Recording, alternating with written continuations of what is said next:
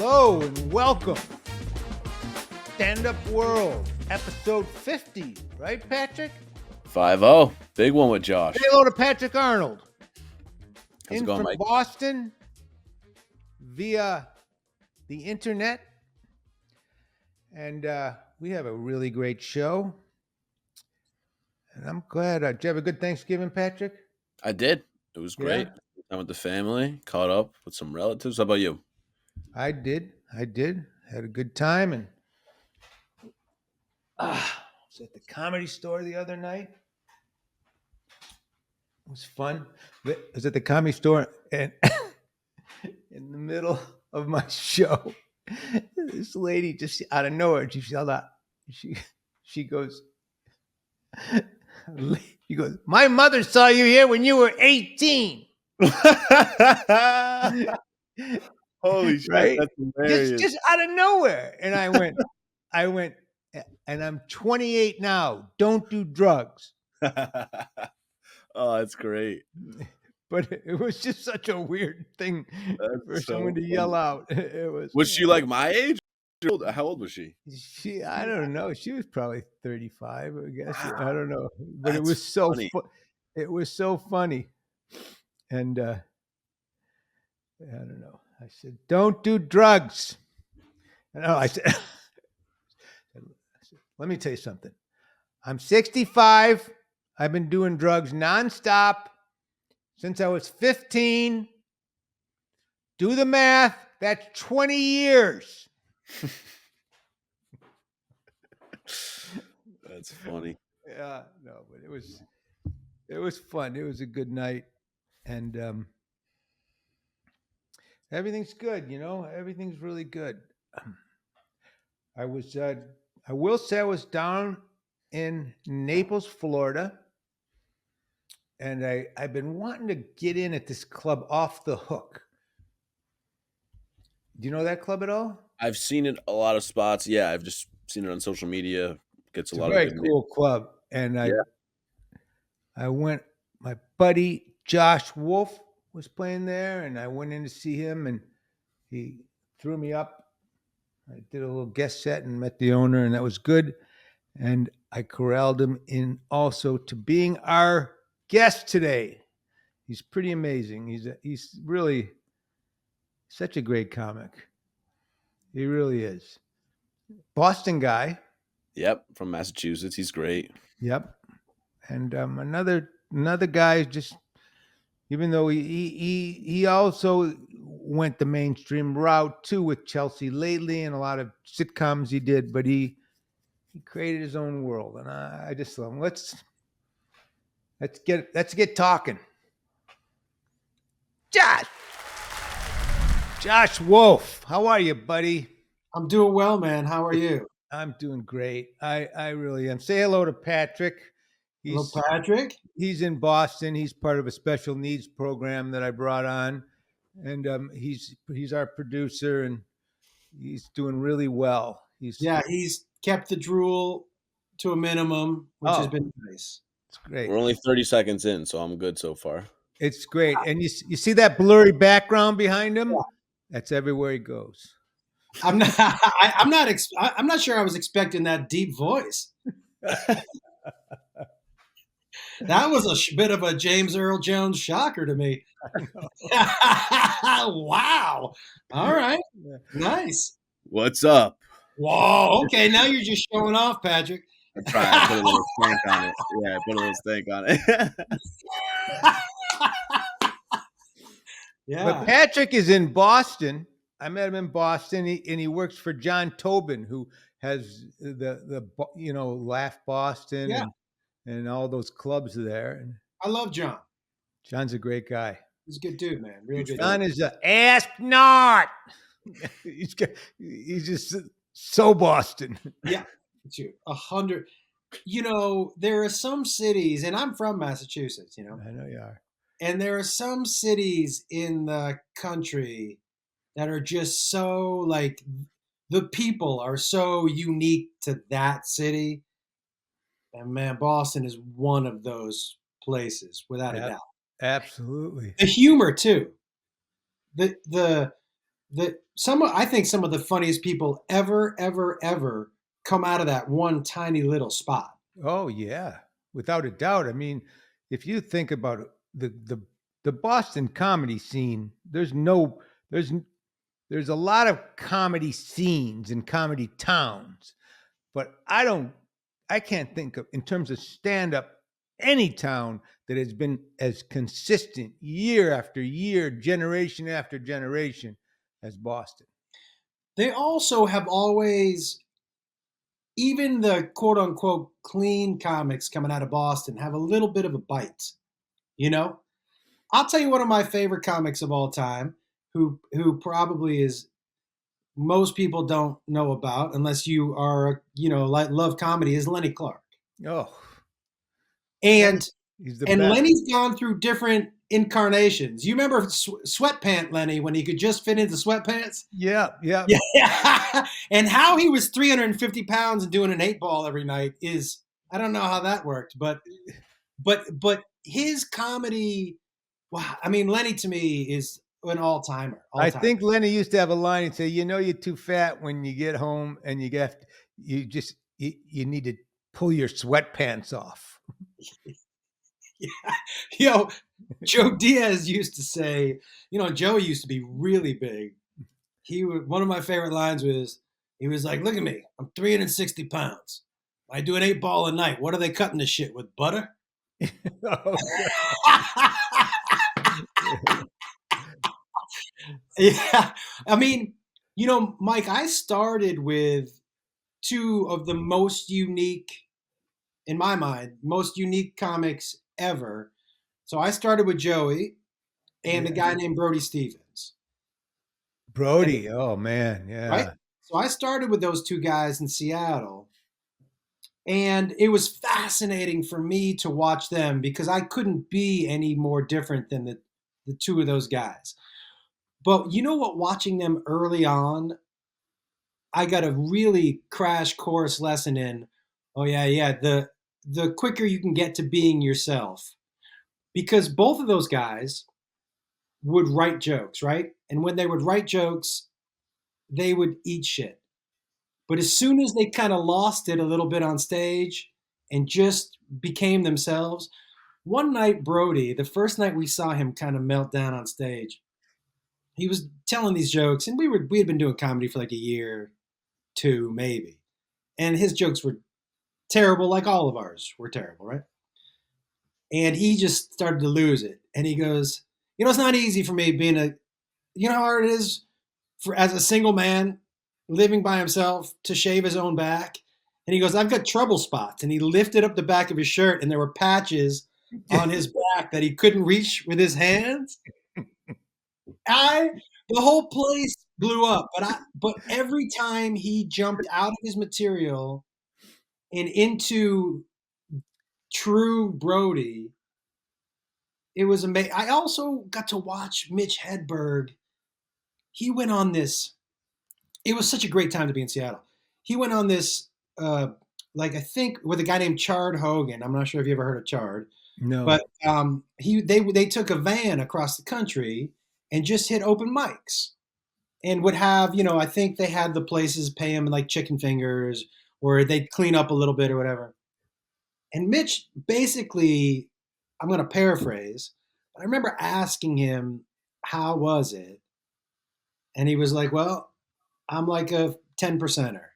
And I said, what does that mean? And he goes, I just know that when I walk into a place, only 10% of the people are going to get me. I just need to get those 10% together. And he was right. Not everybody, you don't want, what did Stern say? You'd rather have 10% of the people love you than 90% of the people like you. That's that's it. I right. think, No, and that's right. yeah, But I also think, and this is one of the things that I love about where stand up is right now, is it's in an era of authenticity. And nobody is interested at all in anybody coming out and creating a character.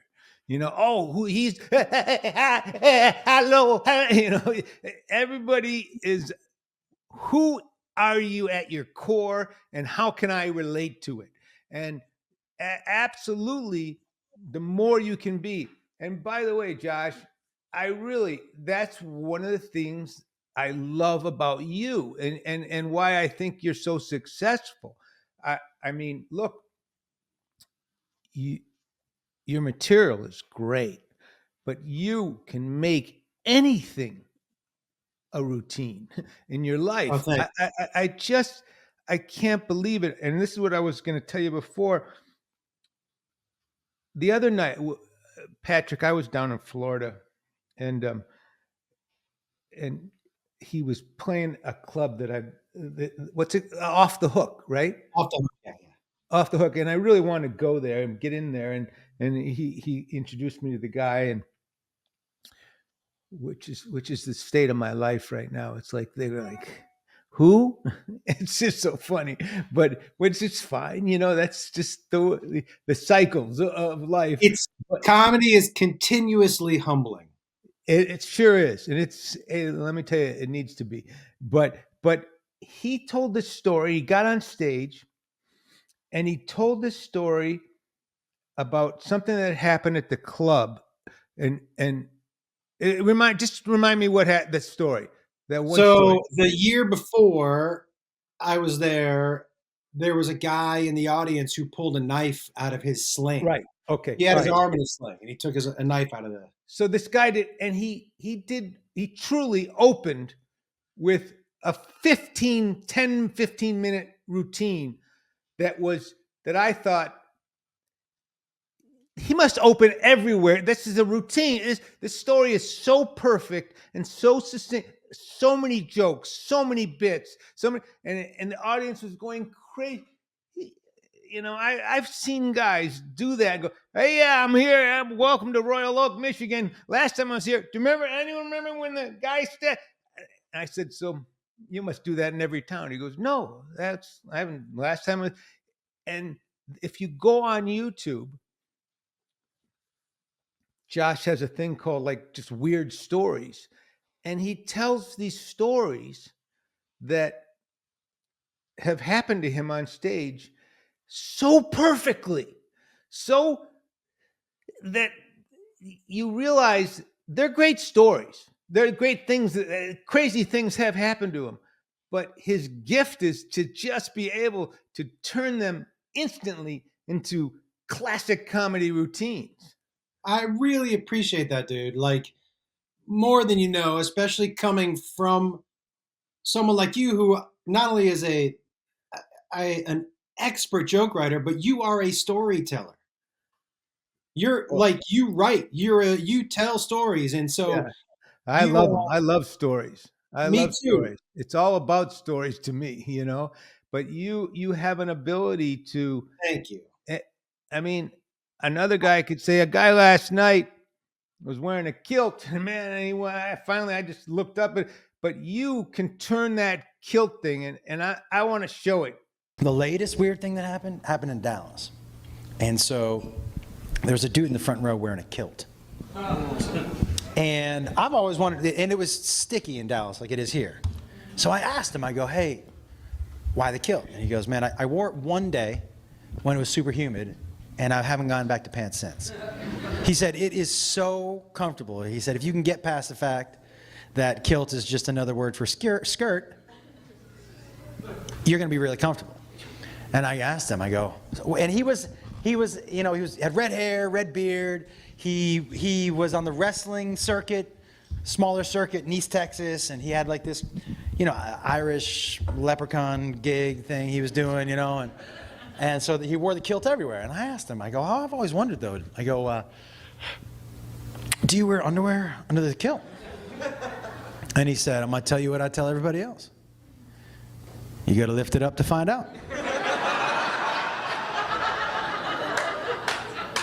And I said, "I got to tell you something. You're challenging the wrong guy."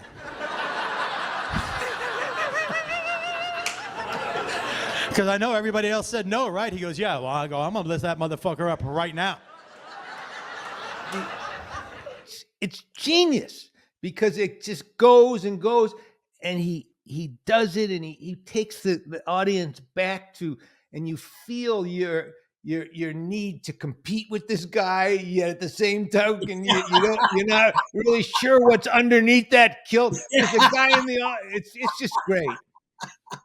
That's how I fell in love with you, Josh, too, is just telling stories on the church of what's happening with Joey. And Oh, I yeah. had really no idea even what stand-up was back in the day. I think it was like 2016. Like I was just like in high school, but I was so captivated by the stories you guys would tell and how many like laughs you guys would get from each other. It was just so engaging, so entertaining. I love all of your stuff like that too. Well, storytelling's everything. It's everything. I mean, you go back to, just cavemen telling around the fire, but nowadays to be able to tell comedic stories and yes, Joey does, and I mean, Bill Burr. Mike, it's interesting.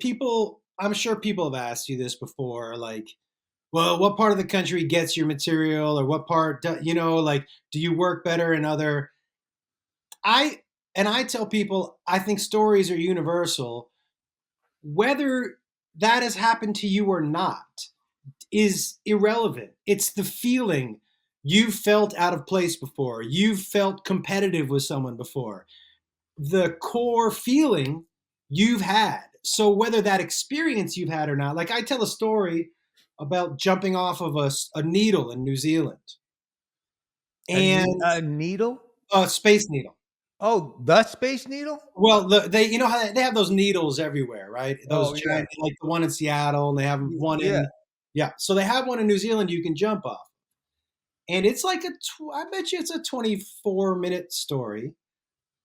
And somebody said something to me. They said, "This is my favorite story of yours." And I go, "Oh, have you jumped off that?" And they go, "No." I go, "Are you scared of heights?" And they said, "No." And I go, "Why is it?" They said, "Because," and they said what their fear was. I related to how scared you were. That's it. That's the story. Like, you don't have to have experienced what I experienced, but we're all scared of something, which makes it something you can listen to, You know that did you ever see that there was that Harrison Ford movie with what's that actress? She just died in a car accident. A car accident? Yeah, she died. Princess Diana? No, no, no, no, no. She was married to Ellen DeGeneres for about a minute, and Oh, Anne Hesh. Anne Hesh. She died in a car accident, but Yeah. she did this movie with, and they jump off a cliff together, Yeah. and it was in Hawaii, and we were in Hawaii years ago, and we went up with this friend of mine who was a film guy on one of my movies. He lived there, so he took me up there on this cliff, and he said, "Yeah, people jump off here," and I don't know what the hell happened, but he goes, "Let's jump." And I said, at first I thought he was kidding me, this and that, and he jumped, and he told me what to do, and I followed him. I jumped. I took this fucking jump. It was and it's so out of my character, and it was so crazy. It was so crazy that I did it. Right? Yeah. I go home and I just can't believe it. I told a friend about it. He said he was staying at the hotel that I was staying. I go, "There's a cliff there from that Harrison Ford movie. Have someone take you up there and show you how to do this jump." I did it. It was so exhilarating. The guy broke his collarbone, his upper arm. Oh, what did I? I'm so sorry. It felt like if I could do it, anybody could do it. He said to me, he goes, "That's what I thought too." He said, "I thought if Mike Viner can do this, how could it be a problem for me?" Yeah. But he was like this and like this for months. Do you still know this guy? Yeah, yeah. I will tell you, for the rest of our days together, I would remind him how much more athletic I was than him. I know, right? That would be like, take careful stepping down off that curb, fella. Yeah, I'm yeah, not yeah, sure, yeah, your yeah. bones seem to be a little more brittle than mine. So Yeah, yeah, I teased him for years about it, yeah, but it became something that he was like, okay, okay, yeah, okay, okay, okay, okay. I I get it. love that. Yeah, I think I would probably like something like that. I would enjoy. I'm the youngest of four boys, so I would enjoy torturing somebody forever. All I need is a sliver. My kids and my wife know now never to mention what they don't like, because that is coming on repeat for as long as I can remember. Like, Right. that's just how I operate, you know? That's That's how right. I was raised as the younger brother. Like, doing something to somebody one time isn't funny, but 40 times, that's really funny. That's right. I'm one of four boys too, you know. You are? Yeah, I'm the second of four. And we were four boys and troublemakers, you know, and Where'd you grow up? Detroit. Oh shit, all right. Yeah, but I was gonna tell you the other side of the thing is like my kids, if my kids see any weakness in me or any way to tease me, they love it. They Mhm. just they have always from the time they could the top I'm the family punching bag, you know, because they just love to take shots, you know. Yeah. They just love to take shots you know, dad, you need to go take a nap. You know, go this is too much drama for you. Go take a Yeah. nap. You know, they just love to go, you know, this is Oh, Mike, as soon as I hit 50, the old jokes just came oh, pouring. of course. Every conversation. I'll get on the phone with my oldest son, Trevor, and he'll be speaking so loudly. I'm like, "What are you doing?" He's like, "I just want to make sure you can hear me." I'm like, "Fuck you. That's really funny. I So can so hear you you." have Trevor and Jacob and who else? And a My daughter, daughter, right? Caitlin, right in the middle. Yeah. What's her name? Caitlin. Caitlin. Yeah. That's great. And yeah, and Jacob travels with me. You saw that Jacob travels with me. He's a I will funny tell fucker you, too, man. oh, come on. You know what's interesting watching him? I will tell you, traveling with him has re-energized me. I love I bet. watching. I love what. Look, man, I think I'm a lot like you. I absolutely love stand-up comedy. I love comics. I love, every Monday I do a. By the way, every Monday night I do a show in Vegas. You're welcome to come hop on stage. I want to come. I've been Anytime. I at Jimmy's club, right? Yep, yep, yep. Don't ask again because I'll come. I want to do it. And anytime, dude. Anytime you want. All right. But I'm in the green room with young comics, and they come and I throw some on stage. I'm a young comic. Yeah. Oh, Okay. I mean, I just watched your joke about a day at Disneyland on Instagram. I put that up this morning. I was Eh, like 1984. I think I was still a virgin in yeah, 1984. I'm sure you were. I put that up because I thought, you know, this. By the way, when I was a kid, that was the only joke that really took off for me. Like when I would play a club, because I was one of the first comedy club headliners. Because I was on a show called Make Me Laugh, and so I filled clubs in the early days of the comedy. But everyone, day at Disneyland. I would get on stage, everyone, I'll end with that. I'll go do that at the end, you know. And I did it on my HBO special, but that was really, or to this day, if someone remembers me, they go, "Yeah, you did." So I said, you know what, I'm going to put that up as a reel just for kicks and shits and giggles, you know. You know, I remember my first joke that I remember thinking, "Oh, that's a real laugh." Like Which that. was it? I was in Seattle. I needed money, so I had gone to a sperm bank to see what the deal was. Is this true? Yep. And I found out that it's very difficult to become a sperm donor, that they accept less than 6% of their applicants, which means that especially at the time, statistically, it was easier to get into Harvard Law School than it was to become a sperm donor. And you know what that tells me? There's a lot of picky fucking lesbians. That Yeah. was the first joke.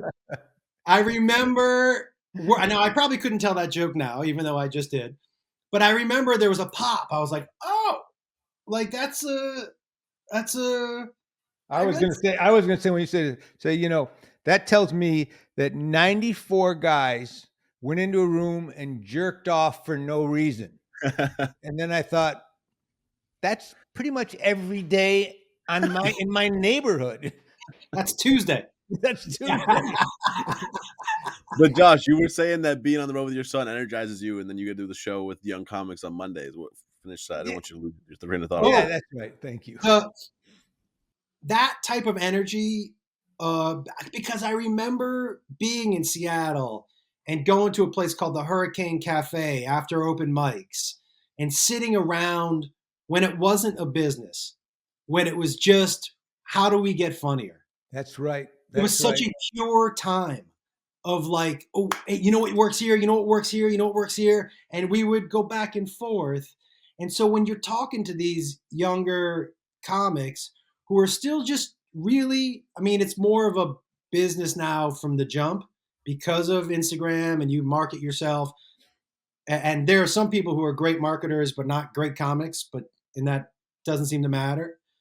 But the pure, Joe Diaz said this to me the other day. He was like, I would love, what I miss is just the purity of going to a place where nobody knows you and just getting on stage and doing stand up and then talking stand up after the set.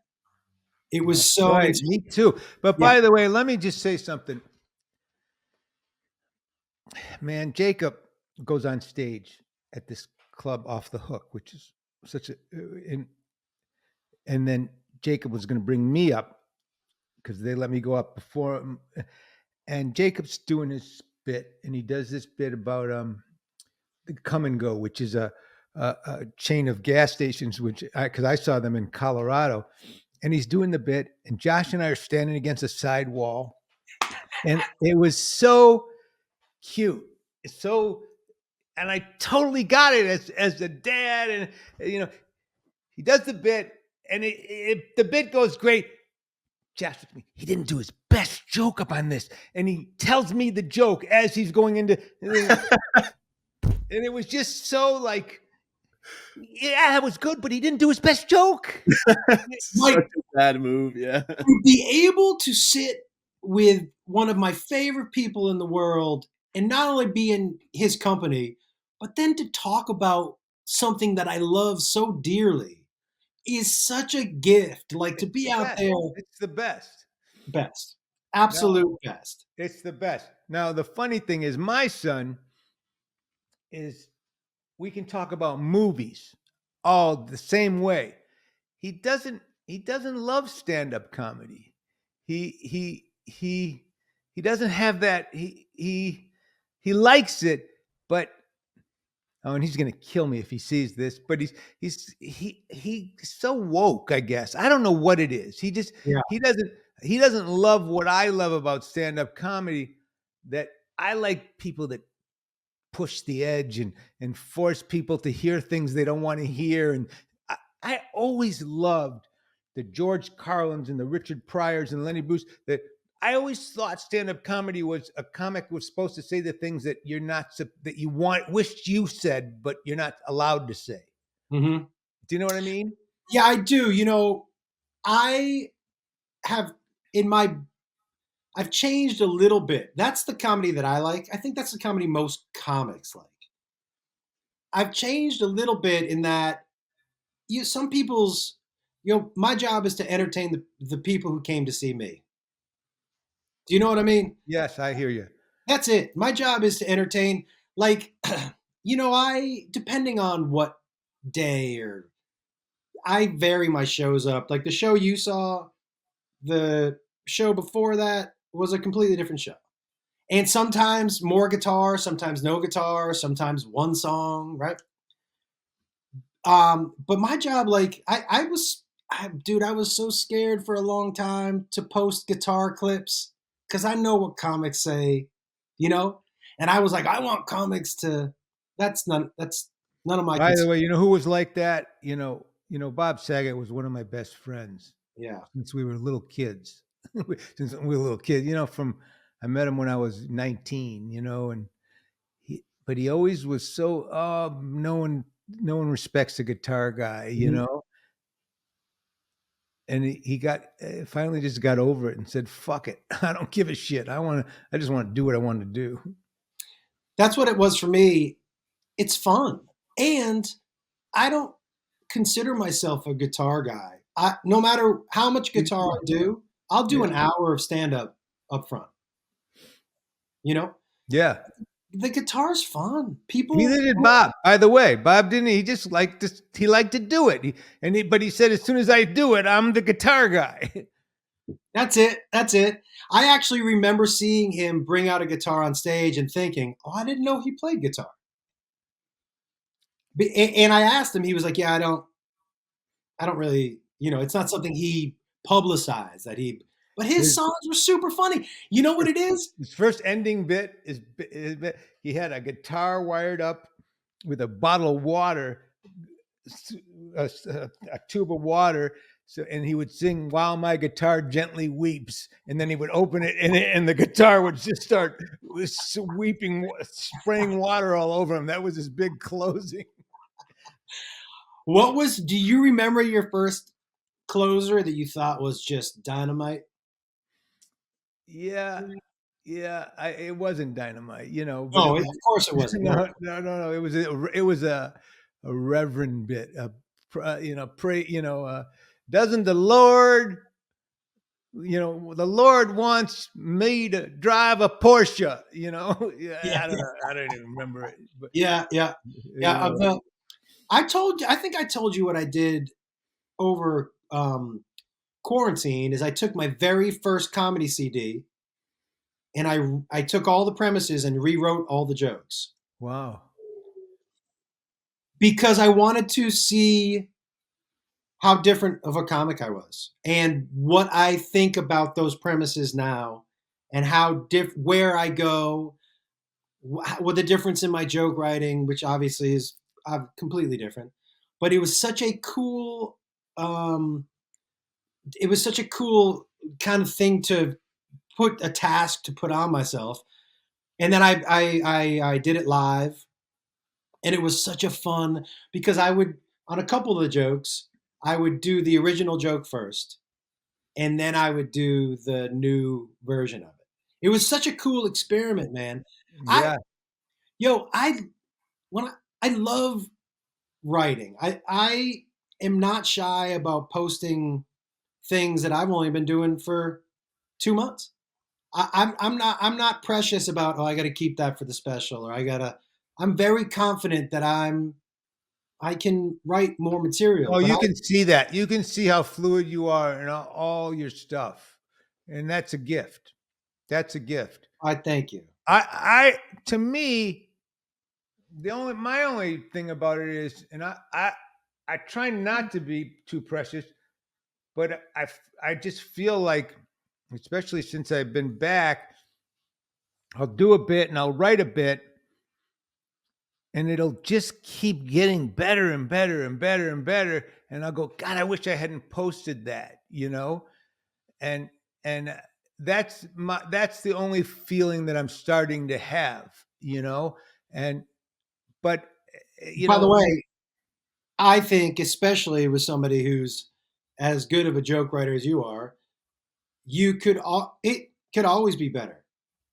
I yeah. think it can always. When is a joke done? Just when you say it is, because you can always go back and find another stone to turn over, or another joke at the end of a joke, another tag. Like, I think so. I'll tell you though, I had such a long downtime when I wasn't doing stand up that I didn't, none of them, other than posting that clip from 1984. And there was only one joke that I had done that I was using when I first got back up a year and a half ago. And it was this joke that I did in my early HBO special, and I posted, and I was ending with it because it was really working, and I made a clip of it, and it went to like 2 million views, right? But so many of them were like, "This guy stole this. I saw this on a fucking HBO. This guy." And then one guy said, "I this." Then one guy finally said, "Yeah, he stole it from Mike Binder," and another guy went, "Go look at the guy's name. It is Mike Binder." But it was just so funny. But it was the They were like, but only. look at their two faces. There's no way that guy is that guy. It was the only joke, I had done it so long ago. It had gone into the ether, and people had That's figured it wasn't amazing. my joke anymore. You know, That's amazing. Yeah, it and was the other Mike Binder. It was the younger, better looking Mike Binder. yeah, it's so funny. It's so funny. Yeah. It's so Josh, when that's you did that exercise, did you find that a lot of the premises were still very funny, or were you like, "Oh, I can't believe I thought this was funny back in the day"? Because I'm curious as to how true someone's comedy sense is. You know what I mean? From like, if some people just have it from the start as an open micer, or if it takes a really good time to develop. You know? Well, here's a couple things that I realized. First of all, I realized that I don't know that I've stopped thinking as premises as funny. If they're interesting to me, I think I can make it funny. Because it comes out of my point of view. So is it something I want to talk about? It's not if it's fun, the premise is funny or not. But I also found that, as I got older, I became way more of a storyteller than a joke teller, which I think happens to a lot. Most people don't start telling stories. So what I found with a lot of the jokes is I I made them stories. Like I put them in the I interesting. made it more of a story, more of a long form, because that's where I'm more comfortable now. I love and I think podcasts has a lot to do with this. People are willing to listen to a story. Mike, you remember when all people would tell you was laughs per minute? How many laughs per minute you got? Yep. How many laughs per minute? And thank God that's not a thing anymore, because podcast opened up long form story where people are willing to listen if it's interesting. You Listen, know, I think podcasts have done so much for stand-up comedy. When I got back to do the Comedy Store documentary, it was that the impetus for you wanting to get back on stage? it might have been. It might have been, a combination of. But I had nothing. I knew nothing about podcasts. Mark Maron asked me to be on his podcast, and he asked me a couple times. I said, "No, I don't want to do that. I don't." And and then finally I did it, and we talked about the Comedy Store. But when I got back there, and I started dealing with the new guys, because I had my old guys from my era like Leno and Letterman and Jim Carrey, but when I started dealing with Burr, and I knew Burr. Burr had been in one of my movies, and but all these guys like Santino and Segura and Rogan and all these guys that had podcasts, and Whitney, I realized, and even Harlan Williams, who I knew from that, One of my favorites. he's great, but they were doing these podcasts once a week or twice a week, whatever, and it made them more fluid. It made them better on stage, because it just made them. I think they were probably coming up with a lot of ideas on just talking for an extra hour a day, For sure. but more, it just fluid, made them more alive, and taught them how to be just alive as themselves. You know, what I love about this iteration of comedy we're in right now is it truly should feel like a conversation. Mm-hmm. And my part of the conversation, the audience's part of the conversation is the laughter. But people are, I don't know too many people who are telling jokes at an audience anymore, right? sometimes the jokes sneak up on you. I think one of the reasons so many people are getting into stand up now. I mean, you use Burr as an example, and I think Burr is like, come on. He makes it look so easy with the way he just kind of leans on the microphone and just kind of talks to you, that there are people, when people watch him, they're like, oh, I could do that. Right? The best, look, Nate Bargatze. Unbelievable. Do you know what I find? You know what I love about Nate? Not only is he effortlessly funny, but his delivery to me is very, and is this generation's kind of Bob Newhart. I said that. I believe that. I totally think that. I love it. I love the understated. He throws away some jokes that are some of the best. And how effortless, because I bet you if you wrote out Bargatze's set, I bet you some of his biggest punchlines you might not even be able to pick out on the page. Yeah. No, I think he is. He is. Even when I saw him do that George Washington sketch on SNL, and there's another guy named Greg Warren who Nate directed, and he's kind of got a Bob Newhart vibe, which I love. I But do these too. guys, he did a whole special on peanut butter. Have you seen this yet? No, It's unbelievable. It's unbelievable. It's called The Salesman, and because he used to sell peanut butter, and that's amazing. he made a special about the world of peanut butter, That's and amazing. it's and Nate directed it. It's fucking brilliant. There are so many top-notch comedians right now. There are so many. We are truly at an age where you're like, when you look at, sometimes I look at like a comedy club calendar, I'm like, killer, killer, killer, killer, killer, killers. It's so, I feel so lucky to be in this pocket with these people Yep. doing it at the same time. It's And you know so what I fun. love? You know what I love, Josh? This is what's so cool. And I don't know if it's because I'm 65 and I don't know, and I don't think it is. I think it's the way the world. I feel no competition. I don't. I just like one of the reasons when people say, "Do you miss doing stand up?" All the years I would go, "No," because I love to laugh and I sit in the back and I don't go, "Oh, I wish I wrote that or I wish I did that." But then I got back into it and I realized I'm still sitting in the back laughing Yeah. I don't think I never think, "Oh man, I wish I wrote that," or why is that guy doing so good? Because we're not none of us are in competition, and that's why this is called stand up world, because I love the new world of stand up and I love guys like you that create your own path and your own channel. And I was talking to somebody the other night about how you're doing your own thing, but you also work with your son. And I don't know anybody, there's no father and son act in comedy, Yeah. and there's just so many ways that people are doing it nowadays. And you're right. I can go on and on and on about great killers, and none of them are in the way of each other in any way. As long as you are authentically you, there's no competition. No, Yeah. because there's no other you, right?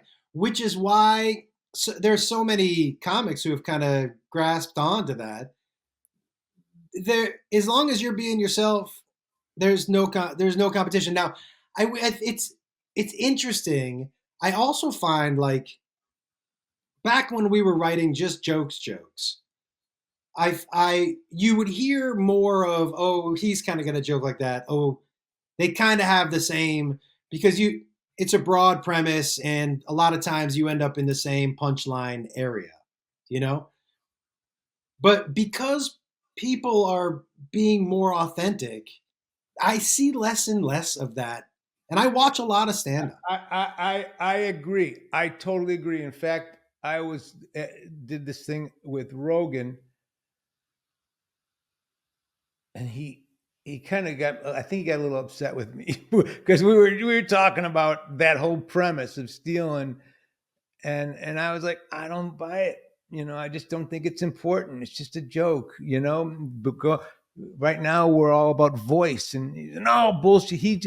And I get what he was saying because we were actually talking about him with the whole Carlos Mencia thing and everything.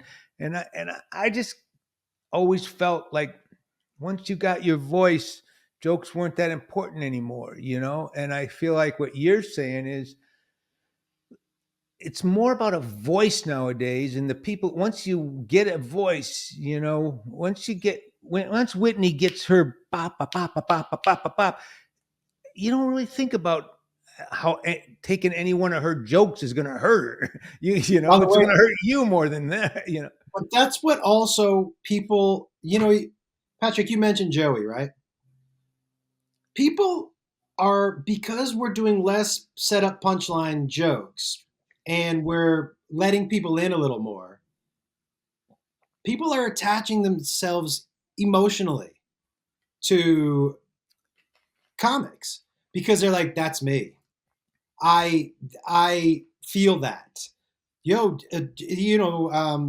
if you've never seen the way people react to Joey Diaz when he walks on stage, Oh man, he's amazing. but But his they book, are, by the way, was so good. Did you read his book? yes. Oh fuck, that was. He got nominated for a Grammy He did for for a his Gram. Oh, Joey got nominated for a Gram. for for his audiobook. Everybody else gets a Grammy. Joey just gets a gram.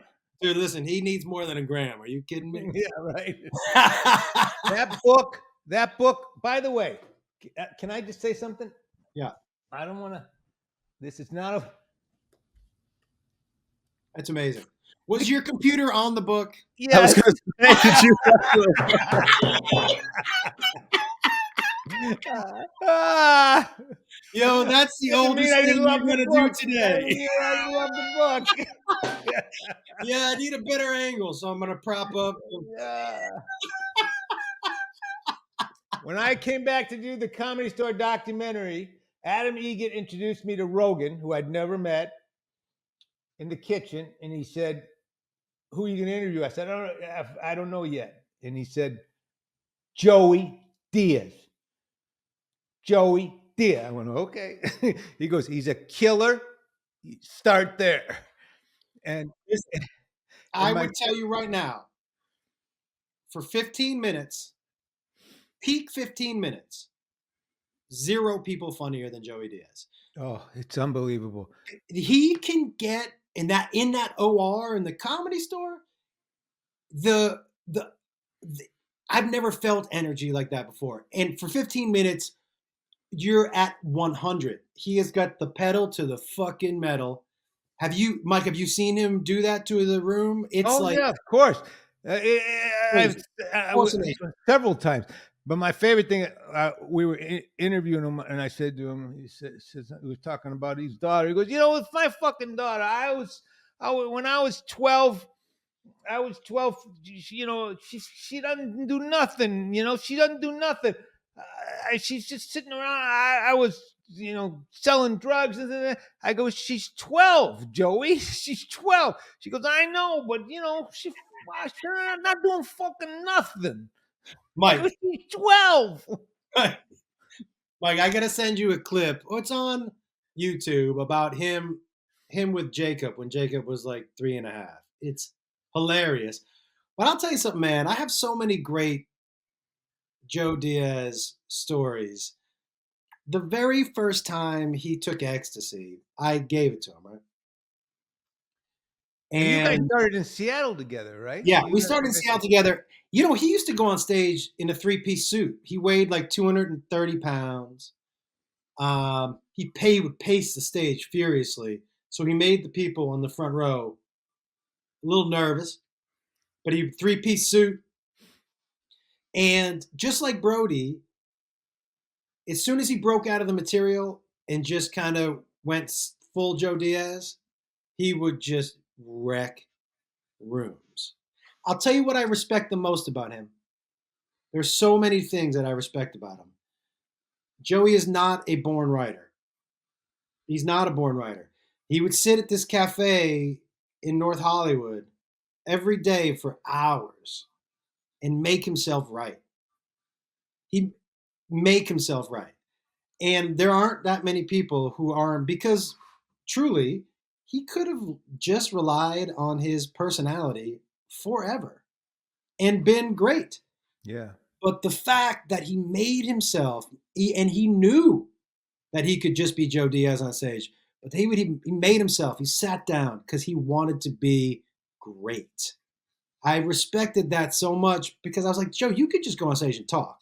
He was like, I want to be a great comic. I don't want to be that guy who can just go on stage and talk. And I really respected that so much Yeah. for him. Yeah, it's great. It's great. Yeah, I love watching him. Now let me go back to you for a second because I don't want to take too much of your time. But so you've been doing this a long time now, right? Yep. And do you feel burnout coming, or are you going to stay with this? Do you see yourself? Do you see yourself on stage for another 20 years? I'm going to tell you right now, I don't love the travel. I don't love the planes. I don't love the hotels. I like it way more now that Jacob's with me, to be honest with you. But, and I hope you can tell this by coming to my show.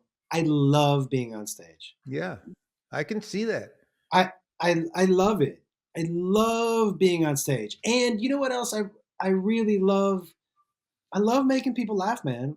I love the energy in a room where everyone's having a good time. And um I I I'll do it for as long as I like it.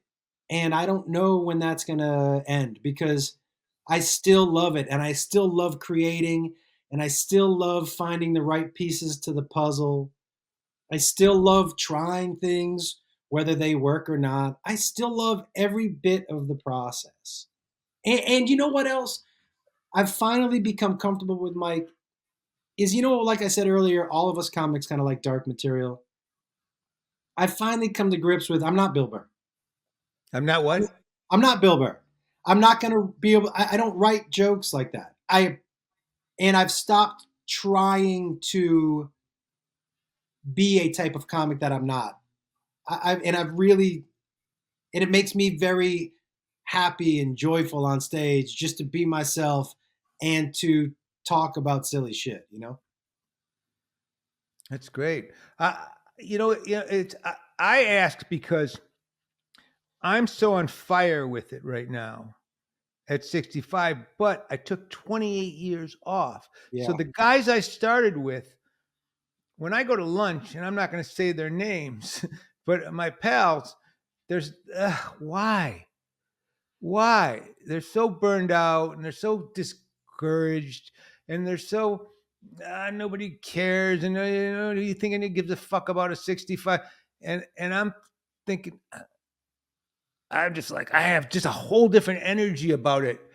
And I also feel like there's not a lot of, I love Leanne Morgan, I love Brad Upton. There's not a lot of comedians that stay with it later because a lot of comedians aren't healthy enough to Yeah. be around in their 70s, but and telling stories from that point of view. And it's like whereas like Leno still likes to be on stage. He's a rarity, Yep. you know. Uh, But like you can tell when you're on stage that you like it. By the way, when you have lunch with your friends, do you both have your pill boxes out, or do you keep no, those? no, I don't. I'm lucky. I don't have pill boxes. I don't have pill boxes, but I do have an enema on a stand. Don't let this bother you. Don't let this bother you. But What I love about performing in Naples, Mike, is at least one table, people have their pill boxes out with their dinner. It's amazing. you It's said fucking something so amazing. funny. You were introducing me to the owner of the club, the captain. What was his name? Brian. Yeah, Brian. Yeah, Brian. Brian. And I had texted him a few times, and he was like, "Yeah, okay, all right, well, call me sometime." Yeah. And you said to him, "Look at him. He's perfect for this club." and you were look at this fucker. He's he's handmade for this thing, Yeah. minted. Yeah. By the way, in Naples, you're still a young man. I would I go hang out know, there a lot if I were you. I know. That's Yeah, really you're funny. Brad Pitt down there, dude. I know, man. It's really funny. It's really funny. But I, no, I I honestly could see you. You know, you maybe need to get a second wind or do, but I could see you doing this for a long time because you do love to be on stage and you are so fluid and you aren't, you're right, you're not a joke per se guy, although you have some great lines. But you're not Jeselnik, you don't, it's not an act, it's not it's really just you. And when you tell those stories, they're going to just grow into different stories, and I think that is what would keep it very, very fresh. one of the reasons that I post is is it keeps it fresh for me. There's I never get to the point where I'm like I'm sick of telling that joke. I refuse to let myself get there. I have enough confidence in my ability now where I'm like, post it. You're gonna find something else. Post it. You're gonna be all right. That's Post great. it. Something's gonna happen that you're gonna want to talk about. Post it. That story in Naples is a great example. I waited a year to tell that story because That's amazing. right? You told it in a way that I thought you had been telling that, work that thing out like a, you know No, it it's one of the things that I love that keeps it fresh for me, Mike, is that I without saying it out loud to the audience, I challenge myself. Make this funny. You're going to do this for 10 minutes on stage that you haven't done before. Make it funny. You and I it's what keeps it fresh for me, for sure. yeah, yeah, that's great. That Listen, it's a fun art. It's a fun art, and I will tell you, dude, I love watching you get back into it.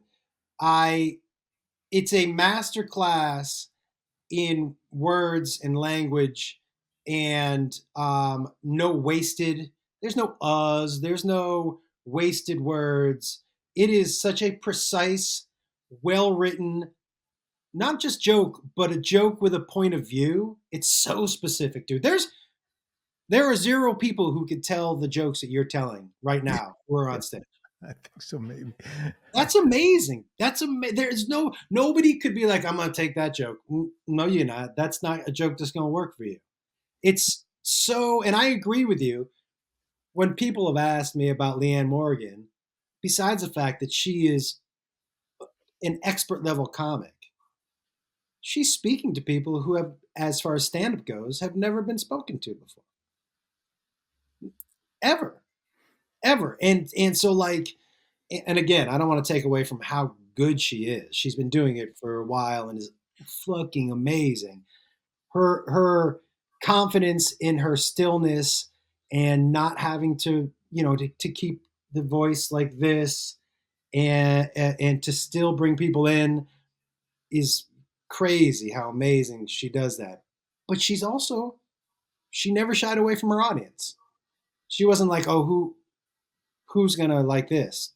That's right. Obviously millions and millions of people And because I she think can't you, I think you have to be. I think you have to just trust that, and not to get gooey with you. I have a lot of faith. I have a lot of faith in God. I really have a lot of faith, and I just kind of come from that place of view that I do. I like to make people laugh, but I also like people laughing at me. I, yeah. I like it coming to me, but I also, and I feel like there's a reason that I'm back doing it, and but I also everybody has a unique point of view. Every person and every comedian, and if you find that unique point of view, and you really trust it, you're going to be speaking to and people like Leanne and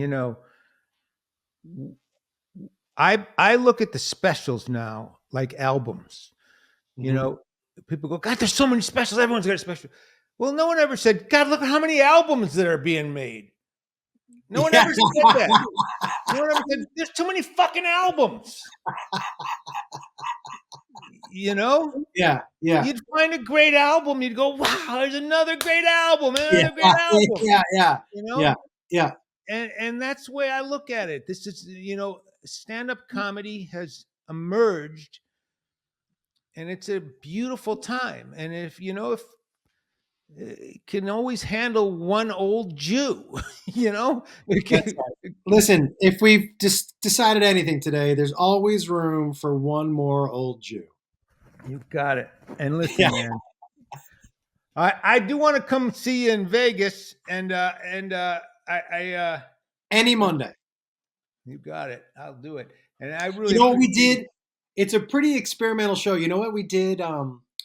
There's a show called Absinthe here in Vegas. called what? Absinthe. And You it's have a lisp all of a sudden? yeah, Absinthe. I went to Barcelona Okay. and yeah, it's called Absinthe. And Joth Wolf, ladies and gentlemen. well, I wish I had a list for comedy. Yeah, right. But two of the stars of that show are great with improv. So I said to them, I said, hey, I like to fuck around on stage. I said, will you guys come on as the smartest people on earth? And let's just let the audience ask you questions and you guys answer them as the smartest people on earth. And they were like, okay. It was amazing. It added such an energy to the show because the audience knows that person, these people aren't plants. I came with that person.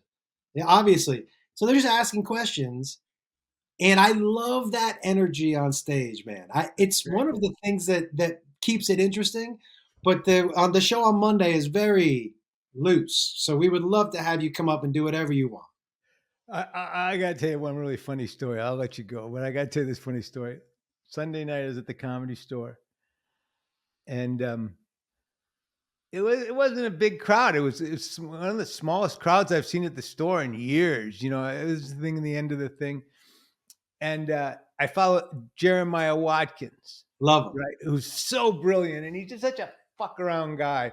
But I guess I thought I know him, but I don't really know him, But he was messing around, and it was a small crowd, but they were a great crowd, and he was messing around, and it was so.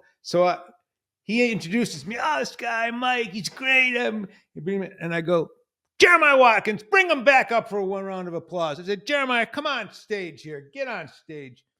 And I just wanted to mess around with him. I go, come here, Jeremiah.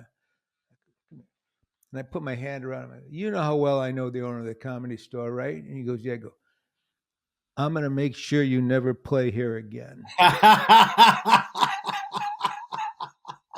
And thinking this brilliant, and he goes, what do you mean by that? You can just see this look in his eyes rather than, he goes, what the fuck? I go, oh, no, give him a round of applause. And he scurries off. And I called him afterwards because I had his number. I go, man, I'm sorry. I go, I was trying to open you up to just start fucking with me, Yeah. because you were so loose. He goes, I realized that afterwards, but I didn't know. He goes, I couldn't figure. He goes, and then I realized, yeah, man, I just shut him down, But it was the funniest thing because I just thought, man, I got a master improviser here. Yeah. I was in the mood to play, And he was like, I'm never hopping on stage here ever again. He just went, what the fuck did I do to this guy? Hey, Mike, when we started at open mics, if you got 5 minutes at the mic, 2 minutes at least was making fun of the person who went on before you. I always thought so. Did you guys do that too? I always thought so. Yeah. I have always thought, create your first laugh. Don't open with a joke. Don't do that to the audience. Don't do that to yourself. Go on stage and just use the moment, you know? It lets people know, if we go back to that conversation part, it lets people know, oh, this is not the act. We're just talking. Right. And then you can slip seamlessly into jokes without people thinking that you're doing an act now because you started by just talking. Yeah, not only that, it tells them without telling them that you're confident enough to do that. That means you got the goods. You're not Yeah. worried about it. Yeah. Yeah. But yeah, we used to always mess with the guy before. That's it. That's it. Well, dude, This is so much fun, man. I could talk to you. I could talk to you, talk shop to you hours. It's I, great, man. I love talking comedy with you. I absolutely love stand up. This podcast, I mean, I'm thank you so much for having me on, man. And I Yeah, really appreciate it. definitely. Tell Jacob to come on sometime. We'll talk with Jacob. I would love to. We on our podcast last week, he and I talked about Matt Rife had his special and there was a little controversy I about his saw that. Yeah. first joke, but it's interesting to hear as he and I obviously different generations and what we think is funny or okay, and I so it's loved what you fascinating. said. I loved your take on it. It's like, fuck. What's I by the way, here's the thing that people are kind of mixing. A domestic violence or joke about domestic violence doesn't mean you think domestic violence is funny, right? I don't think the Holocaust is funny. I've laughed at plenty of Holocaust jokes. Do you know like that's it, they're combining the two, and it's not no, the same thing at all. People were telling me, "Oh, you think domestic violence is funny?" I go, "No, I don't think domestic violence is funny." But have I ever laughed at a domestic violence joke? Yeah, if it's funny, absolutely. And did I think the way he handled it was funny? Yeah. yes, Yes. yes. Okay. You know what I love the most about it? He wasn't pandering. He didn't Nope. apologize. In my mind, he was like, "Good. These are the people I don't want to follow me anymore. So let me just put an exclamation point on that." Oh, it's great. It was Yeah. great. I thought you were right what you were saying to Jacob about it. It was you got it. And it's the different generations. It's just I will tell you, I was talking to an old guy I just met an old guy on the Santa Monica Pier. We were just talking. He was a really cool guy. He was a vet. He was 89 years old. He was born in 34, and he was a veteran and a cop and a plumber.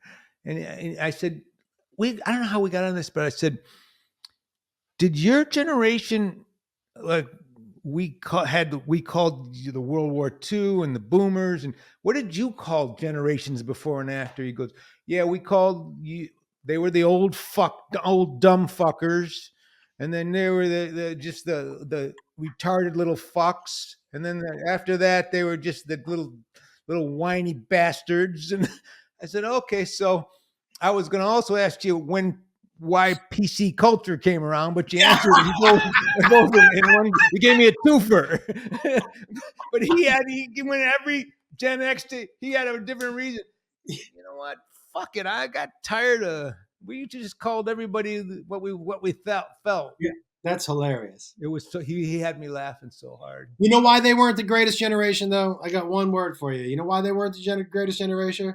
Handkerchiefs. Anybody who blows their nose, puts it in their pocket, and then gives it to somebody else later in the day, that's not the greatest generation. I'm sorry. Oh, that's hysterical. Because my grandfather used to do that. Dude, they would and then stuff it in, and then like you'd have a runny nose later and they'd hand it to you and you're like, are you out of your fucking I just saw you blow your nose 12 times. And they would fold it like one of those things in grade school, like Oh. Oh. gross. Oh, you found your closer. Boy, what a way to end every podcast with just a snot rag routine. Well, a listen, winner. dude, I appreciate you having me on very much. You're the best. You're the best. Thanks Um, again, man. can So I tell people? are you out on the road this week? Where are you at? Um, this week, Jacob and I are in Kansas City. Wow. We got a full December. We're Kansas City. We're Columbia, Missouri. We're St. Louis, Missouri. We're Mohegan Sun in Connecticut. We're Nashville. And then over New Year's Eve, we're in Phoenix. And he and I do a podcast called Hey Man with 3 A's. It's such a fun thing to be able to sit across from him and talk to him for an hour. I bet all your stuff. I'm gonna put up all the links and everything, but all your stuff on YouTube is so good. So Thank you so so much. good. I I hope to appreciate see you soon, man. you. Thank you so much. I'll see you next time I'm in LA. Thanks again for doing this, John. All right. Wow. That was fun. That's really, as I was talking to him, I was making me realize why I love doing this podcast. I love being a comedian, but more why I like talking to comedians about the world of comedy. This guy just loves it and he's so good at it and he appreciates it and he knows it and I would really recommend you and Patty just throw up the links or he's got his YouTube channel. I don't know what it's called, but I have a feeling it has something with the words Josh Wolf in it, but him and his son do a podcast together. Jacob, just talented kid. And, but he just, and let's also throw up a link so people could see the dates that he has coming up talking about. But just if you obviously if you watch, see you're gonna want to go see him live. He's just so worth it. And that's it. And Patrick, maybe you can even talk to your buddies in the John Tobin Foundation to get him at Laugh Boston, huh? Or one of those clubs. I think we've had him at Laugh Boston, but I mean, love to have him back for sure. Get him in Detroit too. I don't think he's been there yet. Because I know you guys are a little snooty. Yeah. You guys are a little uppity. But Josh would kill. He's a killer.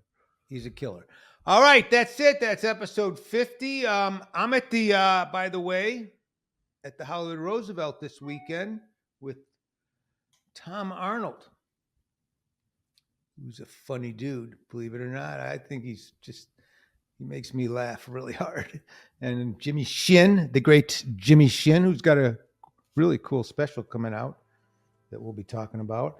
And that's it. So episode 50 is in the can. You guys, thanks so much. Every week we're picking up the views, the things. I love it. Go to Apple and rate it. That really helps. And if you could come over and do yard work at my place, that would help too. Maybe,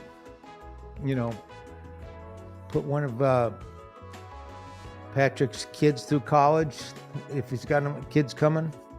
Anything he can do to help.